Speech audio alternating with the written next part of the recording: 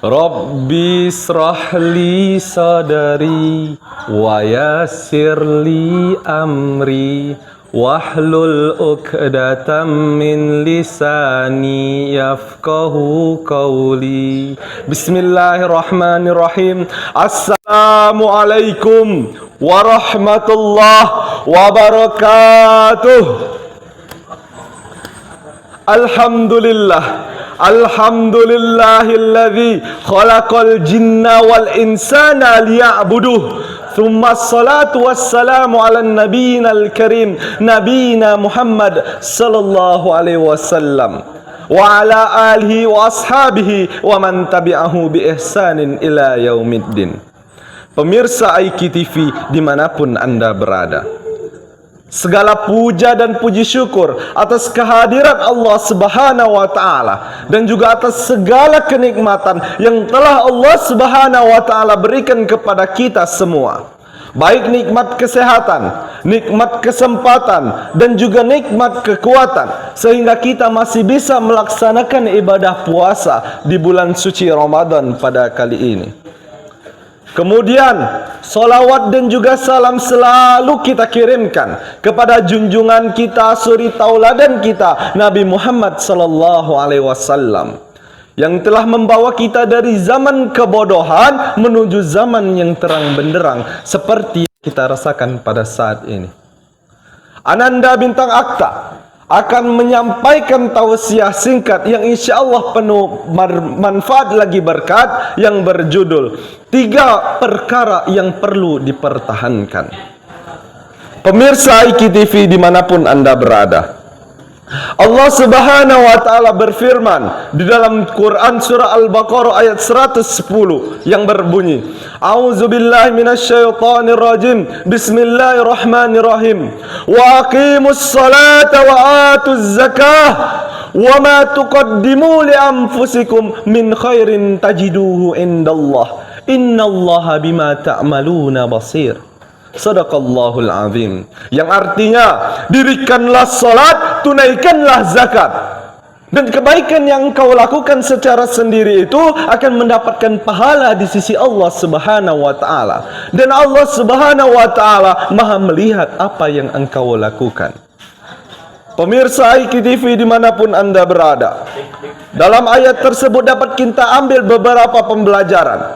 Poin pertama, yakni mengenai salat.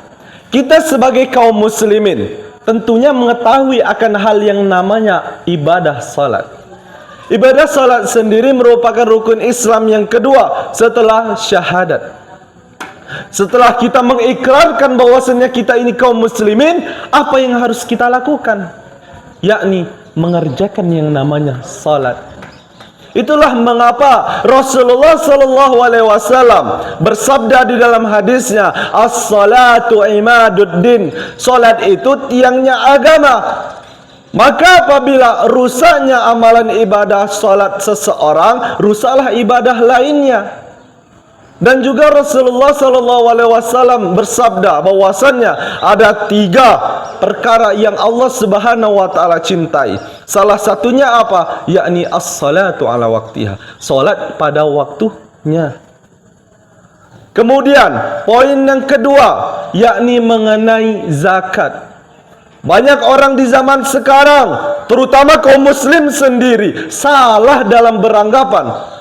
Mereka beranggapan bahwasannya dengan berzakat memiskinkan seseorang. Padahal kebalikannya, dengan kita sering berzakat, sering berinfak, insya Allah akan Allah tambah, akan Allah lipat gandakan yang namanya kenikmatan.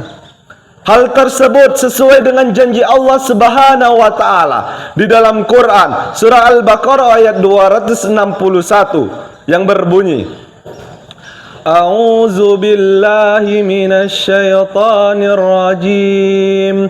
Bismillahirrahmanirrahim. Mathalul ladzina yunfikuna amwalahum fi sabilillahi kamathali habbah.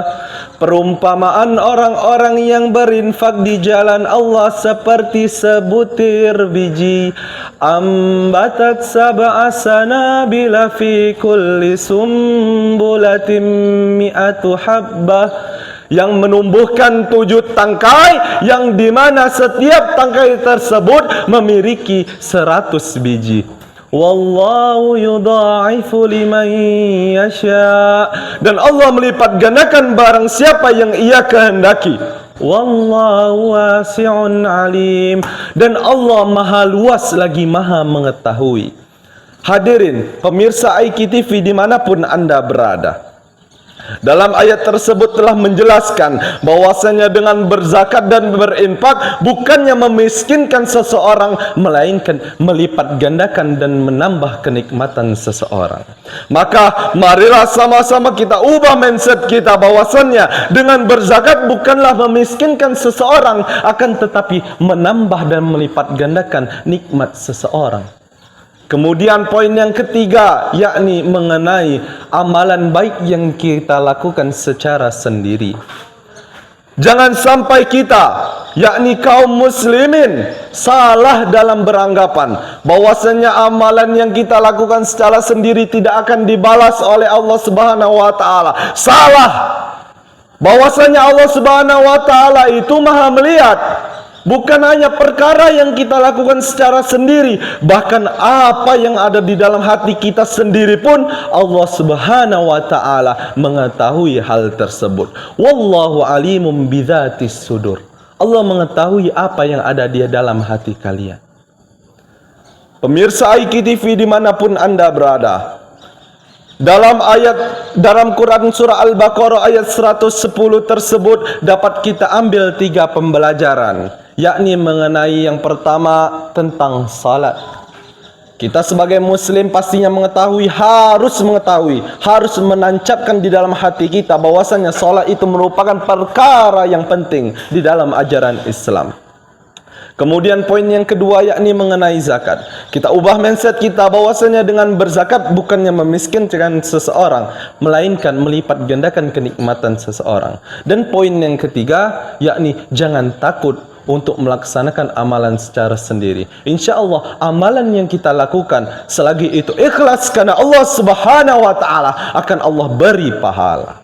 Sekian penyampaian tausiah singkat dari saya. Semoga yang singkat ini memiliki manfaat lagi berkat. Kepada Allah Subhanahu wa taala saya mohon ampun. Ikan gabus makan bagus, ikan nila makan nila. Kalau bagus bilang bagus, kalau perfect alhamdulillah. Wassalamualaikum warahmatullahi wabarakatuh.